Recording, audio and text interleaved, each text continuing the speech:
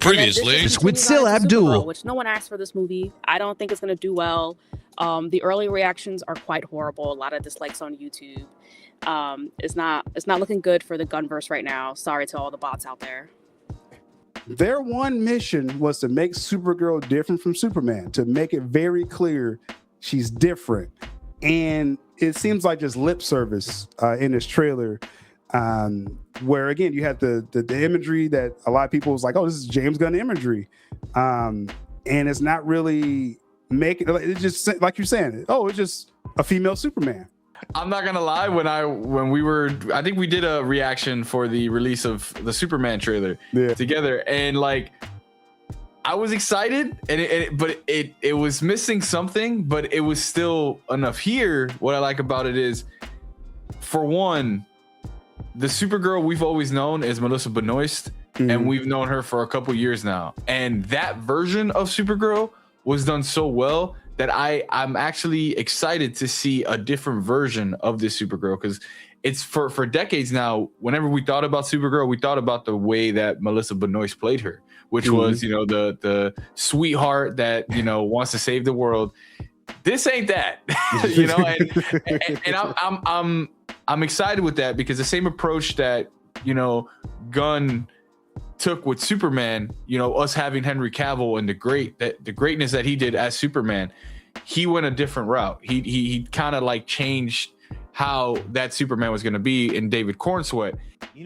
James Gunn was promising that he would facilitate a situation where directors could come in and he would let them do their thing, right?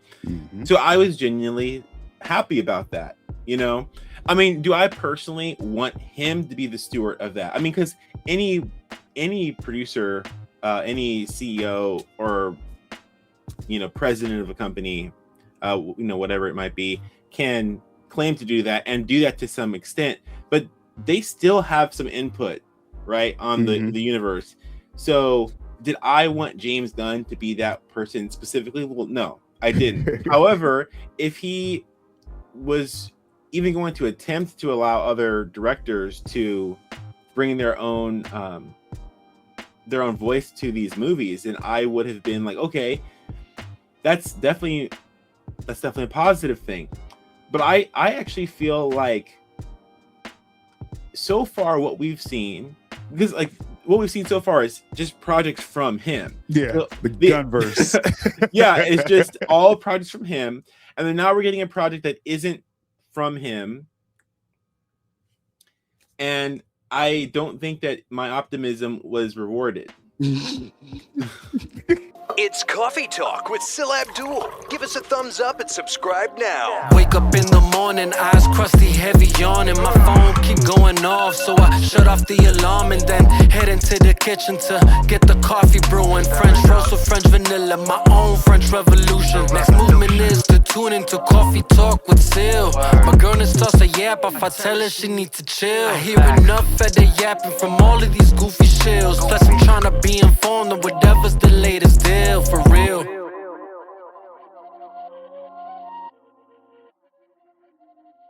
It's a very, very tricky situation, and best believe whoever is on the final steps of getting the deal approved, whether it's Netflix or someone else, they're gonna give out their notes to WB, whether they like it or not, because they're the ones that are gonna have to pick up the pieces. Superman didn't make as much as people wanted it to make. A lot of people didn't like it. Supergirl might leave a bad taste in everyone's mouths, which could affect the box office for Man of Tomorrow, which does not look good for Gunn. I don't know if you have it on the agenda today, but Gunn did not get a long-term extension. They only extended him. We'll talk about it. Yeah, they only extended him 5 to 6 months. Meanwhile, Abdi and DeLuca got like over a year extended, multi-year. Which shows who their confidence lies in, right? And the confidence is not on Gunn right now. This how I look at it is that, okay, first off, the new owners, when they look at the performance of DC, like you said, they have to be, okay, this isn't trending well. Like that's just the reality, you know what I mean, with that. And to only get a 6-month extension, it's unheard of. Yeah. Okay, like I've never heard. Like they're literally just letting him. All right, where you're on contract to finish your movie and do some promotions, right? Because I think it ends right before Man of Tomorrow actually releases. Yep. And so it's gonna be up to the new owners. Like, and this is what my theory is that I think whoever ends up buying this, they like what Warner Brothers did this year. Like you can't deny the year Warner Brothers had with Sinners and Minecraft and Weapons and the stuff that Gunn didn't work on. The horror films. And they made a little money off Superman, but it was other bigger things they did this year. I think you can't deny Minecraft that. was a surprise. Yeah, Minecraft was huge. Yeah, out of nowhere, really. And so DeLuca and Abdi, they earned that extension. They're going to at least be there to 2028 or beyond. Right. So they're in there. Mm-hmm. I think the new owners are going to look at it like, why do we have a separate DC Studios? Like, what? Like when you have these guys who understand the whole process and they're making bank over here. So why are we dealing with this guy? I mean, it makes if you line that up and you're like, okay, Warner Brothers know they're selling. Let's just extend these dudes just enough until we close the deal. Mm-hmm. And then I think Warner Bros. Is going to handle DC films again. That's what I think. Yeah. Directly. Which might be for the better at this point. It needs some oversight of someone that has a little their ear more to the ground when it comes to the mainstream audience. Who knew that Minecraft did it make like $1 billion or make just under, yeah. Yeah, it's like who would have thought that? But Abdi and DeLuca, they knew that's what the kids liked. I mean, and they hit different audiences all year. They were killing it with the low budget horror films, the Final Destination, all kinds of stuff they were doing. Like they had like a streak of like 8 straight films, number one. Like, right, so I have to bring this up because it's so hilarious. So before DeLuca and Abdi's movies actually came out, remember that article or that quote that Zaslav came out, basically like blaming all of their woes up until that point on DeLuca and Abdi, and even going so far as to kind of threatening their jobs or their contracts. That was real. And then all of a sudden their movies came out and there was hit after hit after hit.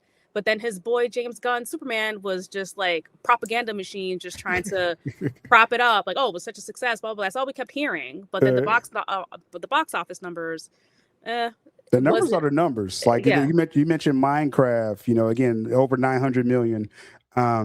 Sinners, which was a low budget, it technically was a horror genre type film. Vampires. And they like tripled the profits, you know what I'm saying, with it. With Superman, it's like people can argue how much profit and stuff like that, but hey, it just at the end of the day, it didn't make as much as Man of Steel. Yep. That's just the reality. Yeah. Right. So it's hard to parade and celebrate DC, and then you come with a lackluster trailer. You see lanterns looking like a less than a TV show. The fact that that's on HBO is a travesty. That's criminal. Yeah. Like that doesn't belong on. That should be on a big screen. I don't care. That should be on WB11, CW. It's like, what are we doing? You and your local channels. Everyone knows where you live at now. Yeah, I know. I'm on the East Coast. If y'all can't tell by her voice, yeah, she's on the East Coast. But so I expect more from DC, and it's killing my hype a little bit. Or if it was hype. You enter this Netflix thing. We'll start with Netflix and the sale. They kind of swooped in because everyone thought Paramount was going to get this. And Polymarket said Paramount had it in the bag. Yeah, and then Netflix kind of swooped in, 11th hour, and it's some shady stuff going on there. We'll kind of probably touch on it as we go, but right now Netflix has a deal in place. We'll see if it closes. What's your thought, just in general, if Netflix gets this done? Because there's a lot of people worried about theaters. When you have Netflix, when you have the co-CEO saying disparaging things about theaters like his entire career, it's kind of weird with Netflix and theaters. What's your thoughts with Netflix? Yeah, I guess it's two-pronged. From a business perspective, like if I was the CEO of Netflix, of course I would want to buy WB. That would be like so triumphant for a streaming platform that everyone wrote off in its early days as just a DVD rental service to now becoming this behemoth that can possibly own its own movie studio. So that's cool from a business perspective. From a creative perspective, from a fan perspective, Netflix may not be the best parent company for WBD or just WB in general, because that's really what we're talking about here. And I have a concern about the theaters. I love going to the theaters. It's a spiritual experience. There's the only place you can go and just turn your brain off and just immerse yourself into this universe for 2 hours, 3 hours, whatever it might be. We don't have that anywhere else, especially now that we're always tied to our phones. It's the only place that you completely just put your phone away for a couple hours, put it on do not disturb, and you're gone, unless you're asleep, right? That's the only other time in your life. I don't believe Ted Sarandos saying that they're going to have movies in the theaters. I think they'll only do it like a minimal release, like they did with Frankenstein, to get the Academy behind it, and because they want to get the awards. We see all these guilds and unions going up talking against this, and they have a right to. I think the Academy will, if this deal goes through, they're going to have to just change their laws or their rules to be qualified to be nominated, just to make sure that you stick to your word and you have these movies out in the theaters for longer than 2 weeks, because that's really what his sweet spot was, 14 days in theaters, which doesn't get people with busy lives, get them to put this on their schedule or go see these movies. Right, exactly. And one other point I'm going to make, Netflix is notorious for canceling TV shows like that, the blink of an eye, even if it's successful. Do I want to trust them with my favorite IPs? And if I'm enjoying something, a movie or a TV show, and then all of a sudden the sequel gets canceled for whatever reason, I don't trust it. It's hard to trust Netflix. First, on the streaming side, it's hard to trust them, and that's what they're good at. That's what they're great at. Not to mention, now that you mentioned streaming, their subscription prices already are jacked up. Like, what if they have all these properties under them? It'll easily be $100 a month subscription. Well, who are they competing with? I will say initially, 100, maybe a little. Eventually, not right off the bat, but that's true. Creep it up every 6 months. No, but I heard if this deal closes, Netflix, the Netflix price will probably jump up to like $39.99 easily. That's what I heard like immediately. Imagine 2 years from now. 3 years from now definitely should be at 100. I mean, it's probably. I mean, I wouldn't put it past them, right, for that to creep up there. But your thoughts with the theater windows? I think Sarandos tried to gloss over that, and I was like, bro, like, we see you talking, bro, and it's like he pretty much said the theatrical windows, he definitely see that closing even under 45 days. Meaning you're talking about 2 weeks, maybe even more extreme, but a month. Let's say he puts films in theaters for a month, like films like Minecraft and Sinners. You need more than a month for a Sinners, to do what it did. So it's like that's going to hurt creators, and do they really want to put all that time into these films just to become a streaming film, basically? The quality is going to completely drop, because now you're not thinking about the audience experience in real time in the theater. They're just going to be creating stuff and just, all right, it's quantity over quality. And do we really want that? Like we're already getting like 2-3 years in between TV shows with Netflix because they're so slow to do anything. So how many years are we going to wait between a movie or a high budget TV show? Yeah, the budgets are definitely going to go down, and like you said, the quality is going to go down. That's just the reality of if Netflix closes its deal, and then also the core of this, we're Snyder fans, and a lot of people probably a year or two ago was like, oh, hey, if Netflix would have bought Warner Brothers 2 years ago, I would have been like, oh, we're about to restore the SnyderVerse. Yeah. Now recently, if you saw those reports, Zack Snyder wanted to do that LA SWAT film, and Netflix basically didn't want to pay him enough to make the film. Right. While he has a first look deal exclusively with Netflix, and they were arguing about or pushing back of the budget. And then Zach said, I want to do the last photograph, and Netflix says we pass on that. I'm not feeling too good about the relationship. I mean, and that's just what I'm seeing as far as as a Snyder fan with Netflix. What do you think with that? I agree. And that was my concern from the beginning. I had people that were on Twitter responding to me like, why are you crashing out on this? This is good for Snyder fans. I'm like, no, it's not. Like, look at the writing on the wall. Like, what are you talking about? They're not. I haven't seen any Snyder productions on Netflix being promoted at all. You can look at the little intricacies and stuff. I mean, of course, anything is possible. The relationship is still there. if Warner Brothers, whoever is the next owner of Warner Brothers, they want that IP to succeed, instead of rebooting getting rid of the gun and rebooting all over again, just finish the Snyderverse and then reboot after that properly. That might be the easiest way to just make a quick buck, right? Right. Sure, they can do that, and they have a working relationship with him. But like you mentioned, it's based on the recent activities or inactivity. Yeah, that has me a little weary. Yeah, I mean, we just had the Rebel Moon experience where they botch the R cuts of Rebel Moon. You had this superior Zack Snyder film, and you decided to put out the PG cuts, which again, I want to make sure I say this clear, because I know it's gonna be people commenting like, "Still, like, you know," but it was unnecessary. It's an unnecessary rollout. I get though that you put the PG cut out first to get like more of the family to watch it, but the R cut should have been there like after a week or at most a month. I would have just dropped both. A lot of people aren't even having kids anymore. People are alone, watching TV or whatever. The kids have their own network, or put the PG only on the kids network, and then like the kids channel that they have, and then you can put both of them on the adult channel profile. It was like Zack Snyder, he was unchained on the Rebel Moon R cuts. Like, and you don't promote that. When they dropped those films, it was like 8 months after the PG cuts was I didn't out. even see it, because I was like, well, I already saw the PG cut and I just didn't have time to like get to it. So it was just like, whatever. In my mind, I already saw it. Right. So I'm sure you had a lot of other people that had that same mindset. We're like, well, I already saw it, so I'll just wait for the sequel or whatever. Like, I'm not gonna watch both if I don't have time to do both. And it's basically the same movie, it's just with some deleted scenes. They fumbled that whole rollout. Yeah. You know, and that's just, you know, again, we're talking about Netflix here. So it's like people that saying, oh, you know, Zach's gonna do everything with Netflix. They're not even doing it now. He had the animated Twilight of the Gods, which was excellent. I loved it. And everyone loved that. Yeah, and for some reason we're not getting a sequel, or it's completely mum on it. But then this also goes to show Netflix's when they were saying if they buy WBD or when the deal closes, they're going to basically keep the status quo. Everyone keeps their jobs because they don't know the nuances of theater or movie making. And that's been evident even how they botched the whole Rebel Moon release. Right. That's a very good example of that very thing. And they're probably want to avoid that again in the future.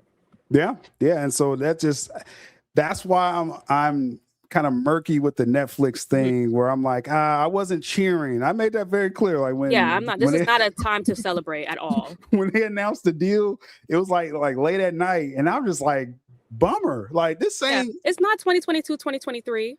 Yeah, this is another thing that's dominating. You know, kind of my Twitter algorithm with this is the sale ramifications. Leading up to right now, it seemed like Paramount was favored to win this bid for Warner Brothers. This isn't a finished story yet, but Netflix jumped in like in the 11th hour, and all of a sudden, they came up with a deal. We'll see if it closes. What's your initial thoughts of just a possibility of Netflix owning Warner Brothers, which is an extension DC? What does that mean to you, and I guess in the film industry as well? I've been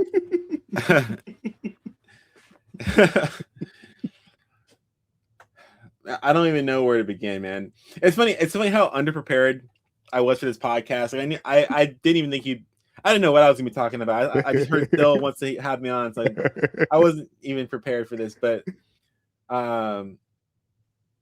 man, I've had a little time to think of it, and it's still obviously it's going to be going on for a while. Regulatory stuff. I mean, it's just going to be going on, and even after the purchase, like the way that these purchases work is that the effects, the effects of ownership don't take place right away. There's projects that are still need to be completed. They're going to choose which ones are going to shutter, which ones are going to they're going to keep, and all that. But I can't see anything good happening from it. I can't really see anything good. I mean. Netflix is just going to do more of what Netflix does. I think that Netflix has so strongly positioned itself as like a anti-studio, an anti-establishment kind of thing.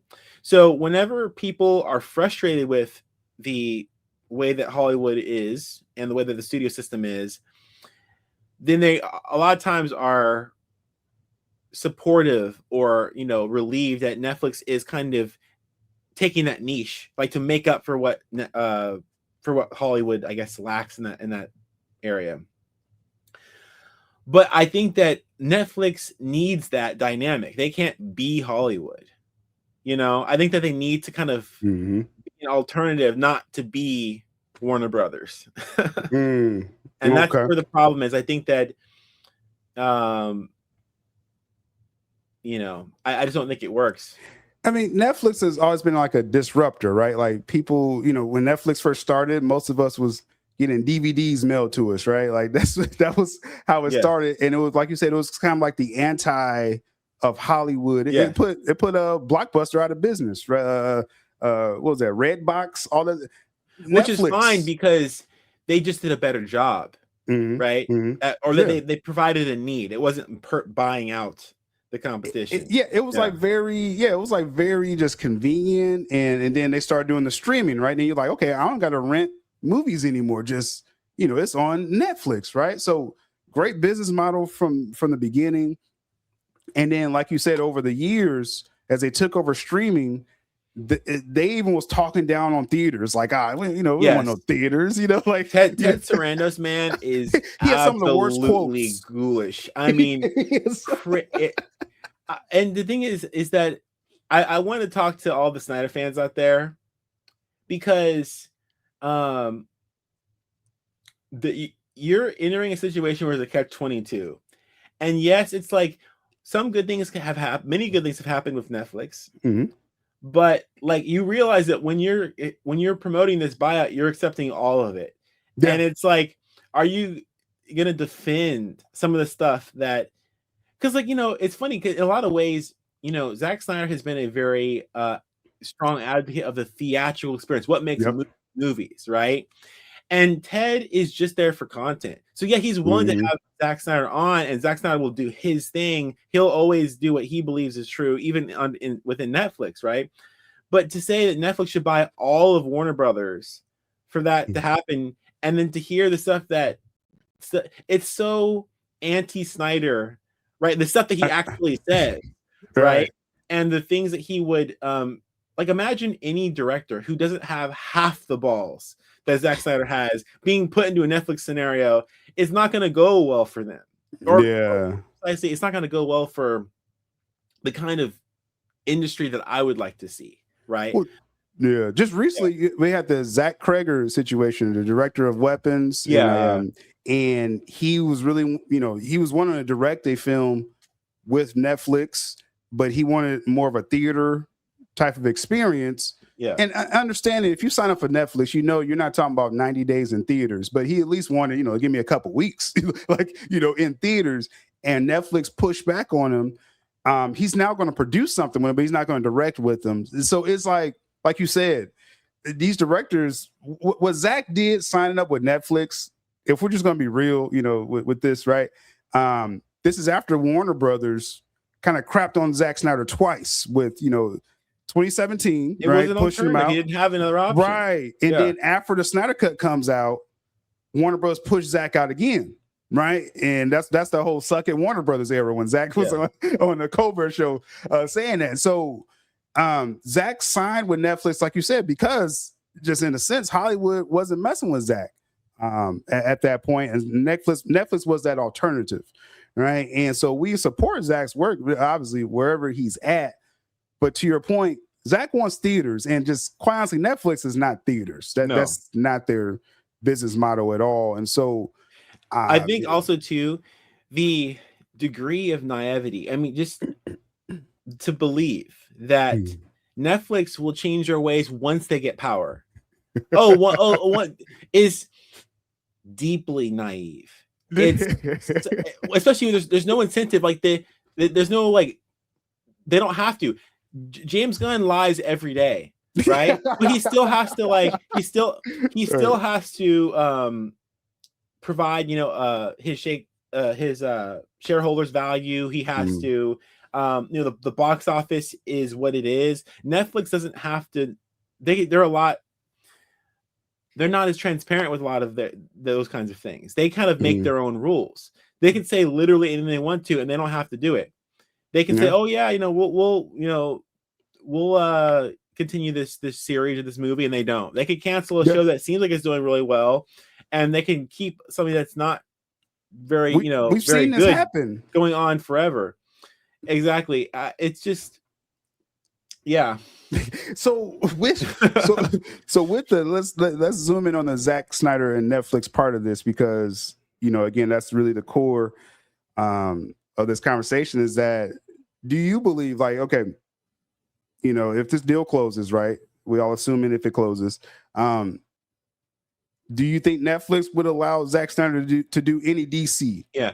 In your opinion? This is the thing. We've come to the point, like, as Zack Snyder fans, and which I've really withdrawn myself from, I guess, kind of just the system of it all, right? But that basically, whenever a new CEO takes root, we have to like shill for the CEO, or we have to shill for the company or the buyout, or like every corporate move has to be like, oh, this is our corporate move, like let's kind of adopt this and then hope that they do our thing, and then we'll poo-poo them when they don't do it, and then we'll just rinse and repeat until.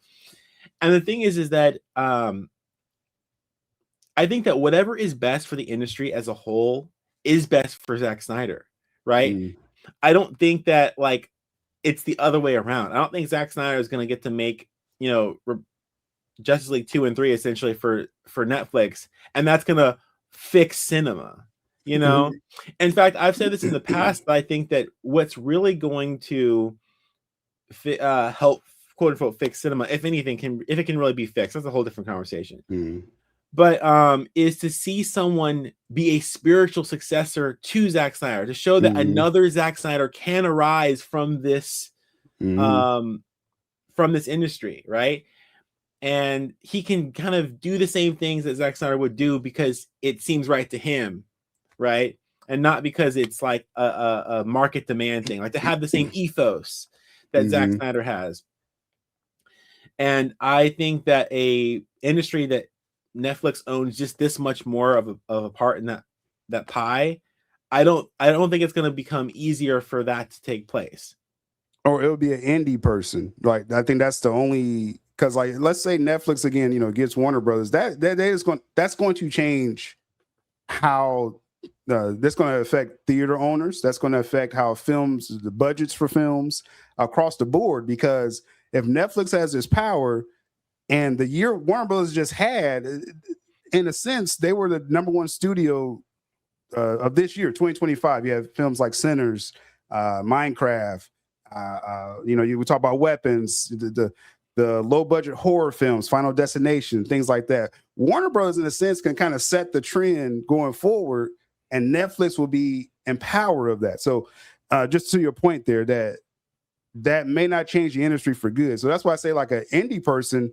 Like the guy that made Godzilla -1, we need like 5 more people like him to take $5 million and make an Oscar-worthy film, that connects with pop culture as well. Like, but that's few and far between. I noticed that all of the auteurs, not so much just the auteurs, but like all the profound, the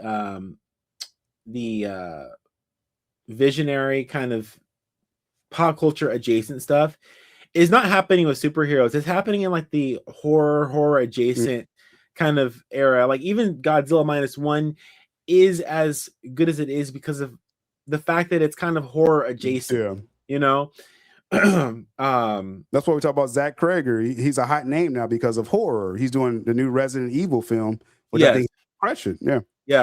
That seems to be where everything's happening, and superheroes, they can't even seem to get any pop culture momentum going unless it's some sort of like silly James Gunn-esque thing where they're like, peeing on something.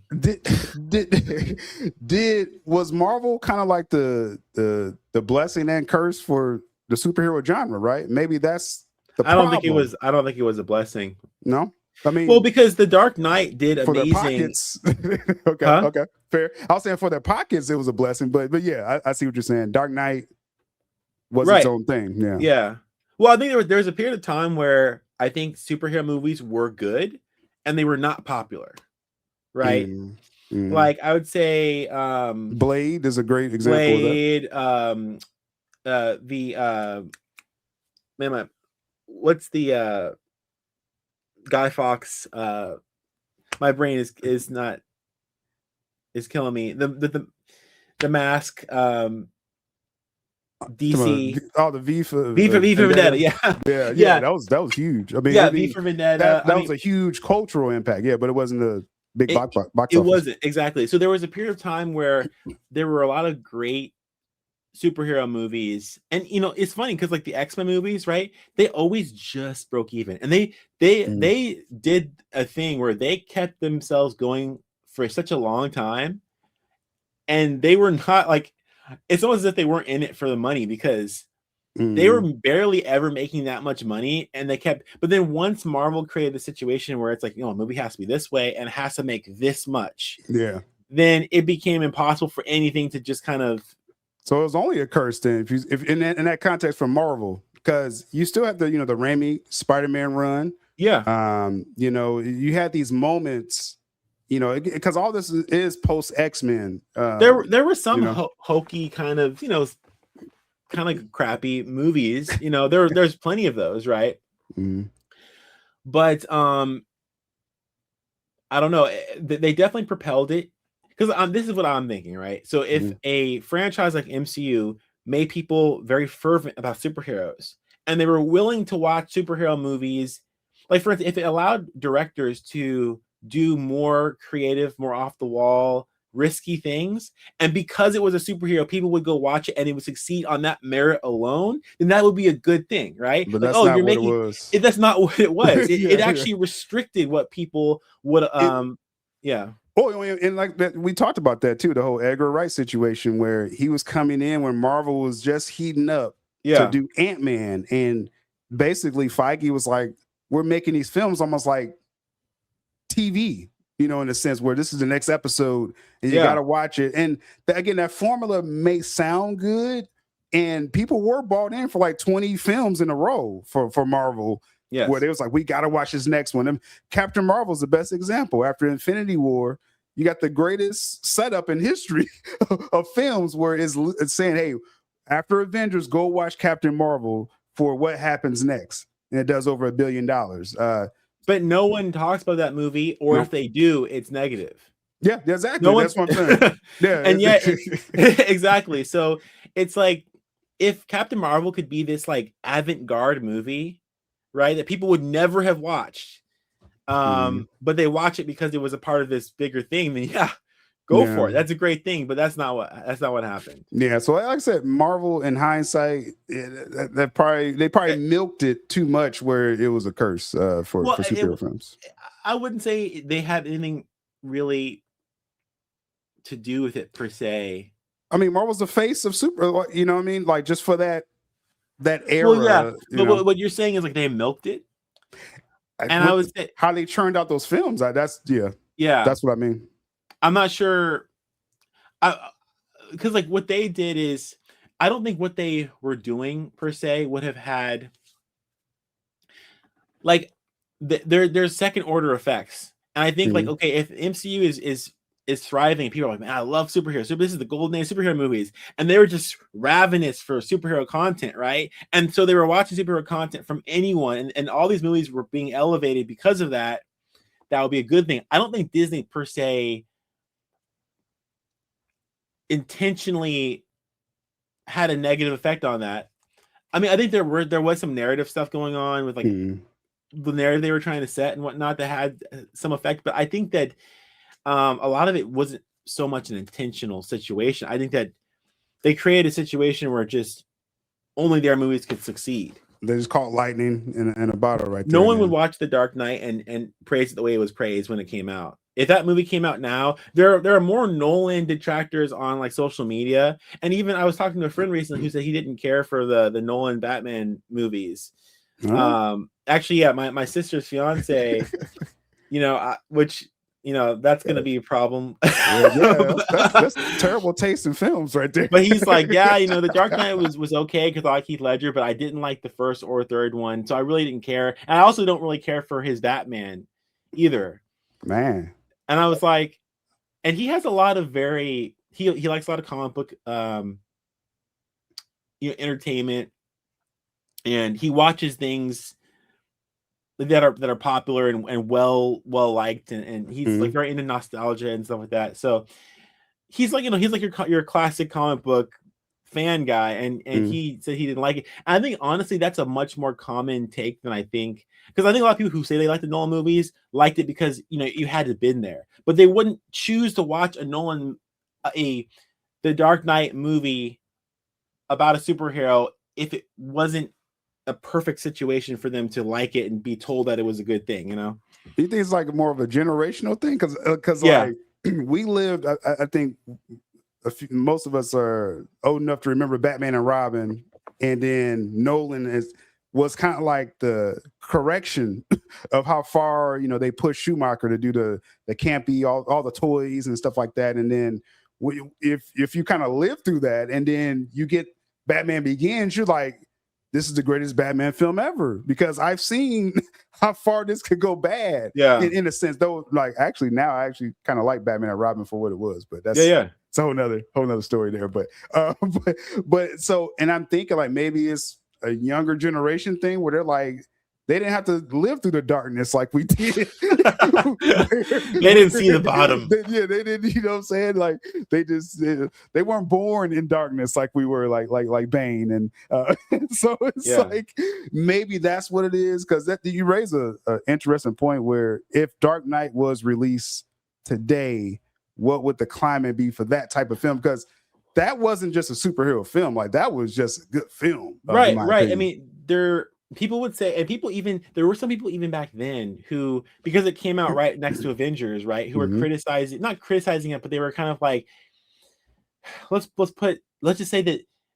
they felt as though the Dark Knight was kind of like the culmination of dark, gritty, serious, grounded, kind of things made by like auteurs, and that like the Avengers was this much needed thing that's coming alongside it and will soon overtake it, and that it should overtake it because superheroes need to move on to a new thing. So that's what people, I think, who are really like the journalists and the people who are really invested in the industry, that was their kind of some of their analysis on the Dark Knight and Avengers dichotomy back then.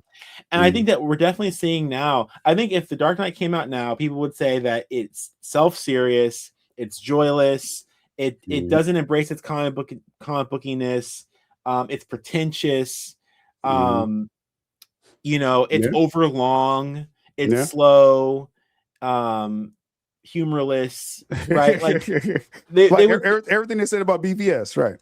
Yeah, that's what they would say. The only reason why they don't is because it kind of has gotten its respect, it's gotten its accolades. It's this thing you don't touch, it's this thing you don't say. Yeah. But I think a lot of Gen Z and young people who are growing up who like the memory of those movies were when they were very young and they like social context, they'd be willing to tell you like, those movies kind of like were boring or they kind of sucked, like I didn't care for it. But I wonder, like people in my age group, they're much more reverent about it because of the social circumstances. I wonder, and this will probably be another conversation in the future, but the Gen Z element is definitely going to affect how these films are marketed, as they get older, and like you saw with Lilo and Stitch, the live action Lilo and Stitch, Gen Z flocked to that because that's their childhood. You know what I mean? Minecraft, that game, like my little niece, like she knows everything about Minecraft.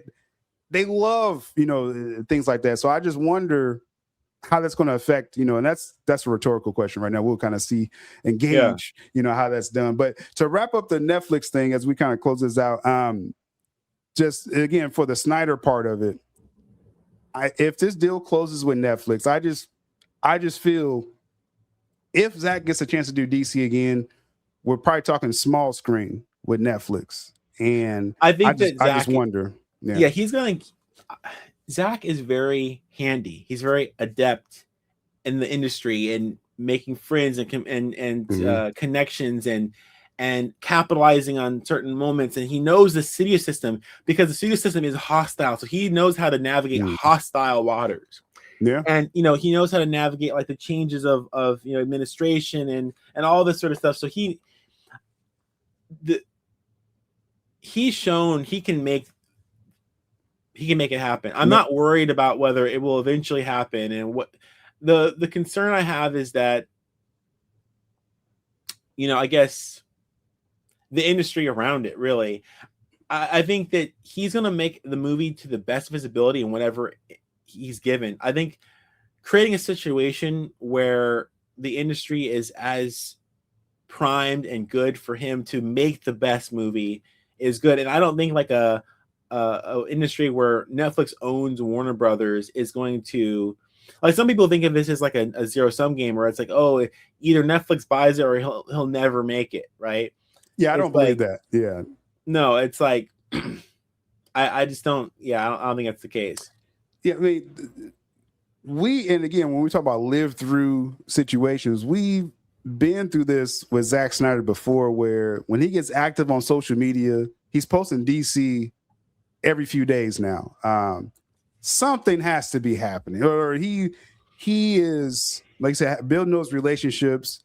I think if Netflix ends up with it, I think Zach will be able to do some kind of DC, some kind of way. Let's touch on this Netflix thing. What was your, I guess, initial thoughts? Because you're hearing WB's for sale. Paramount. It looked like Paramount was going to get it. I've been kind of covering a lot with that deal. Then Netflix just kind of jumps up and like, boom. Seems like a perfect partnership. What's your general thoughts on that? So I mean, to be frank, just because I was following what you've been covering and stuff like that. I kind of didn't want Netflix to get WB at first. I didn't think that they could handle it. I didn't think they were ready for it. No knock at Netflix. Right. I just didn't think that they would really benefit from each other. But I kind of wanted Paramount to win, but. With how they just said, all right, you guys don't believe in us, here you go, let me just drop it on the table. I'm like, okay, what's going on here? Some is shaking up, and let's be frank, I'm gonna call a spade with the Saudis and then with Zack Snyder. Either way, it's kind of a win-win. He's working with Netflix still, and he's doing that project with Paramount and the Saudis. So it's like, it was hard to choose because it's like my main objective, my main goal has always been to see Zach come back in any shape or form in a DC property, or working with Warner Brothers. And now that he's also doing the prequel for the 300, so it's like this is just hook, line, and sinker now. So yeah. Like you said, I definitely preferred Paramount for a number of reasons. Obviously, yes, there's the Saudi connection. Yeah, well documented. The deal leaked, and it showed how involved the Saudis would be. So I was like, oh, easily Zach's going to finish the story. Paramount gets this right now. This isn't a closed deal yet, so I just want to, we're still tempering. Netflix, yes, it's a deal. It's not finalized, so just Paramount can still swoop in. Just want to throw that out there. But if Netflix holds up, right? Because if something changes, we'll update this in the future. But let's say Netflix closes this deal, and they will own DC. So what I heard over there with Netflix, as far as their plans, and this is all initial. Again, things have to close. One of the main factors of Netflix or anyone buying Warner Brothers, including Paramount, was the DC brand. Like, they want to extract as much as possible from DC. Like, everyone that put a bid in, DC was a major part of this. Now, again, what does that mean for James Gunn and stuff like that? He's still he's going to do his Man of Tomorrow, and as long as he's doing numbers, I wouldn't. People that's fans of Gunn, you probably don't have to worry if things do what it's supposed to do. But Netflix plans for DC. First off, Warner Bros. Overall, they really like the HBO part of this, where they still want to make allow HBO to kind of be its own thing. So just keep that in mind. You still will have the content. If everything closes, it will come to Netflix, but it's still going to be a separate HBO Max for those that just wants that. So that's one thing. But when they put that content on Netflix, expect the price of Netflix to go up, significantly. Okay, just want to prepare people for that. Like that's what it is. But so that's one thing. They like those award-winning shows. What's those awards? Emmys, the Emmys, the things that go for HBO. And so your favorite people over HBO, they may not all get fired because they want them to keep doing what they're doing. When it comes to DC, what I'm hearing is that Netflix, and that's why I think it may be some kind of restructuring of DC Studios. Netflix wants to roll over as much DC as possible. Like, yes, HBO could be a separate thing for like The Last of Us and House of the Dragons. And interesting. DC, they want DC like almost like a hub in Netflix. Like it should be. Yeah. And so you're talking about series straight to streaming films. They will, now again, what does that mean for DC Studios? Like, you still want that theatrical side, and Netflix wants Warner Brothers to handle the theatrical side. But on Netflix, what I'm hearing is that they want like every quarter, like some kind of DC, I don't want to say event, but just a lot of DC content. So you're talking about movies, streaming, animation. They are planning a lot, and they really want to close this deal because they have a lot of plans. Again, how does that affect James Gunn and Peter Safran? I think they, as long as they're holding up, they will allow them to do the theatrical stuff, but they're like, leave all the series and stuff to us, all the streaming. We're going to be doing that. Which is interesting. What's your initial thoughts on that if that's what happens?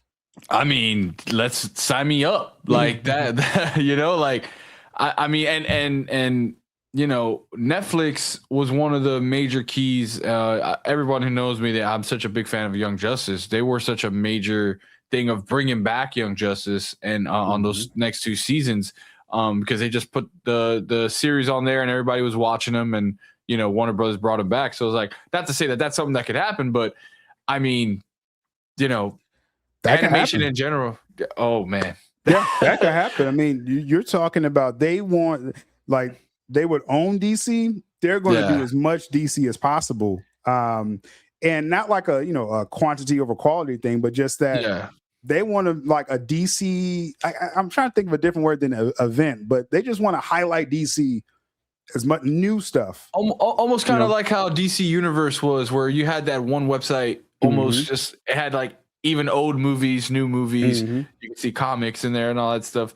I kind of wish they would bring something like that back. I really did enjoy DC Universe. I thought that was awesome. Well, that's why they launched the Titan show with that Swamp Thing.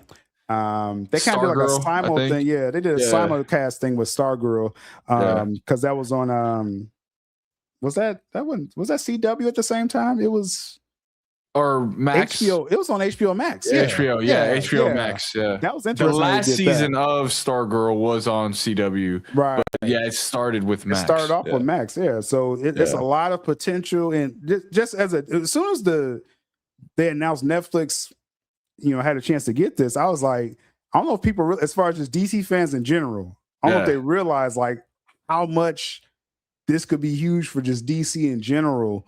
And now as far as content, as far as the Zack Snyder side, because again, if Paramount usurps this, then like I said, I think we're going to get JO 2 and 3 in theaters. Like I really believe that. With Netflix, I'm leaning more towards, maybe he could do like a Nightmare series, because this could be a thing where Netflix will be like, okay, if it's Gunn and Safran still head of DC Studios, y'all do your DCU in theaters. We could do Elseworld stuff on Netflix. And like, why wouldn't you get Zack Snyder for that? Or other creators, to do different, like Del Toro. He wanted to do Justice League Dark, back in the day. Yeah. You could do JLo Dark on Netflix, and so there's a lot of potential for tons of content, and everyone can kind of have their sandbox is basically what I'm hearing. With if Netflix is to close this deal. So man, yeah, so I guess the real question would be like, this would open up the gates for us to finally see the Ayer cut on Netflix, huh? Ayer cut, Netflix is about content, right? So Ayer cut, Schumacher cut, all these things could be put right on Netflix. Man. And it's like they could make these events. Yeah. So that could be interesting, because that's like the Netflix side of this. That's the potential as far as like all these different cuts of stuff. Paramount would be more of like, again, a theatrical thing, and I'm not sure if they would really push, to bring out an old Ayer cut and things. You know what I mean? Yeah. So it's pros and cons both ways. I mean, for like JO2 in theaters, like I kind of hope Paramount comes in and does that. But if we get the Netflix side of this, just DC in general, it's a potential for a lot of content over there. To be fair, especially like animation side, I was a big fan of Zach's Twilight of the Gods animation. Just imagine Zach doing that for DC, like, any shape or form, I want him back in DC.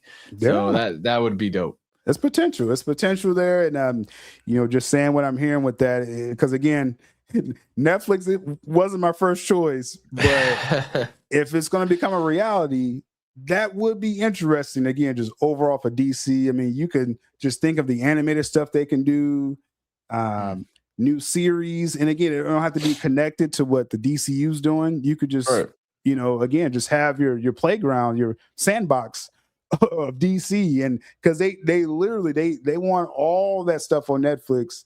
Let HBO do what it does and just give us all the DC stuff. And it's like, hey, I wouldn't be mad at that. Would not be mad at that at all. A good example, or I guess adjacent to that, it's like right now, if you go on Disney Plus, like, since everything is connected, there's really no new animation content on there. It's kind of tough because they have to tie it into the story, unless you're doing like, X-Men 97 or the new Spider-Man stuff, which I love both of those. I can't wait for the new seasons, but you're kind of like held to the grips on that. If Netflix is able to do this, like, that opens up the door, man, for so much things. That's a good example. Like, because with Marvel, it's almost like they got kind of caught in a corner trying to connect everything, and now it's like they are going to start ramping up. Like you mentioned, the X-Men 97, another season of that, Friendly Neighborhood Spider-Man. So they're going to be getting more stuff that's kind of like its own thing. I just think they got to probably try to do more, and DC's in a position to do that, better than Marvel. So, interesting stuff with that. And like I said, I'm looking forward to this upcoming year. Just DC, we got to step up this marketing. That's all. Only because I care. Because I care about you. This is why I'm so hard on DC, because it's like you see that Street Fighter, like you just said, you saw it, that little hype reel. DC can easily do that. It's kind of crazy though. I will say this. Both times, all right. So Superman got released, the teaser trailer didn't they had just come back from doing the whole new buy, Zaslav came in, Gunn took over and all that stuff. And now it's like, we're kind of back at that with the new film, where it's like, we're trying to figure out who's buying WB and stuff. So for right now, I'm not giving them a pass, but it's more like, it's kind of crazy.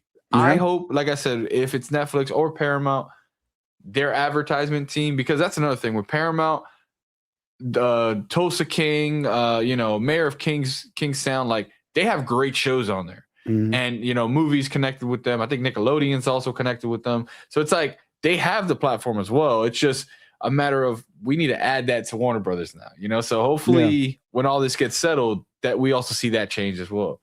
Yeah, I think whoever ends up with Warner Brothers and DC, like, either company, they're really going to push DC. I think as DC fans, just in general, and I know people got different stakes and things and hashtags and stuff, but I think we're going to see DC heighten even more. And this is, after it closes. And so we're a year or two away from that emphasis. Right now, it's a Superman saga. So we know we're getting Supergirl, Man of Tomorrow, Reeves Batman. So then that's when the new company is going to kind of come in. So we'll have some exciting times still until all this closes. So that's cool. Let me give you more reasons to follow the homie Sil for the latest news, scoops, and moves he's about to reveal. From coffee talks to special brews, I'm out of burgers for meals. A cup of bourbon with that tea that's about to get spilled. Like, what's the latest word? Yo, Sil, we need to know.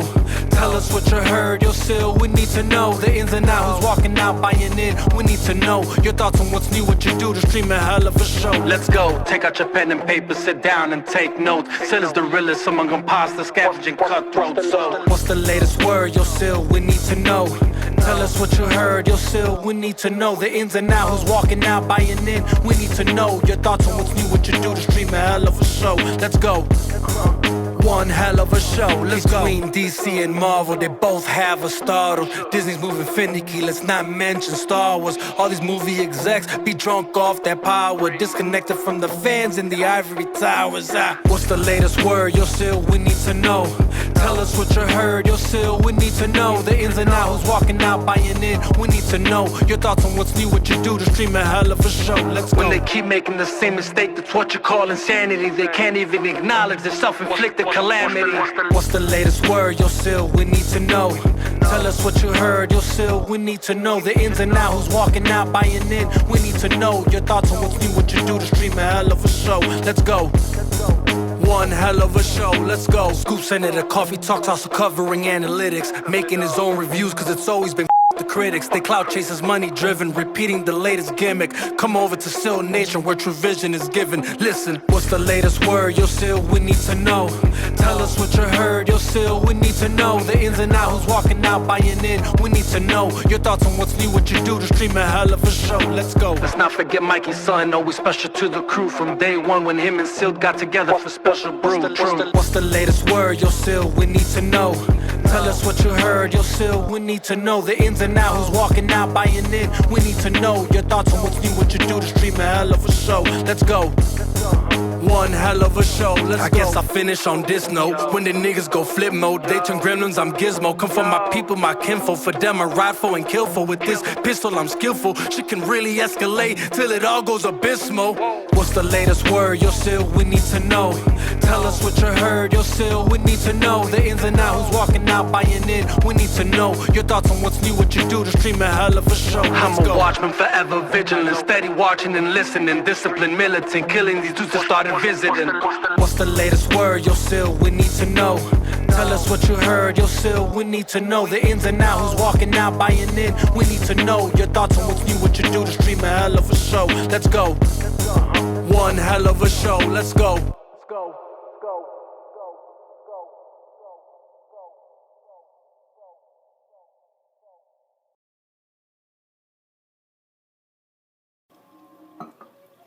It's Coffee Talk with SylabdUL. Give us a thumbs up and subscribe now. Wake up in the morning, eyes crusty, heavy yawning. My phone keep going off, so I shut off the alarm and then head into the kitchen to get the coffee brewing. French roast with French vanilla, my own French revolution. Next movement is to tune into Coffee Talk with Sil. My girl is toss a yap if I tell her she needs to chill. I hear enough of the yapping from all of these goofy shills. Plus I'm trying to be informed of whatever's the latest deal. For real.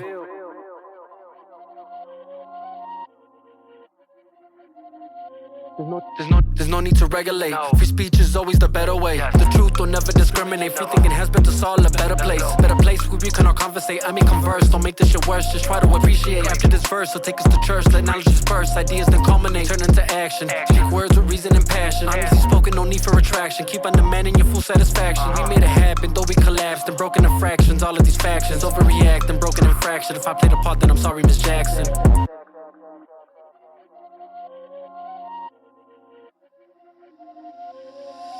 Sylabdul ink to speak true as he bring the news. Coffee talk, stay brew, kick back, get real comfortable. Here to stay, no on delay, make sure I be's informed. On the road, on the go, playing ball on that pavement floor. It's a lifestyle right now, make sure you like, comment, subscribe. Guaranteed all week's going to always be on time. That's my word, y'all heard from Il Divino Vega's mouth. What's that worth much more than what these networks talk about?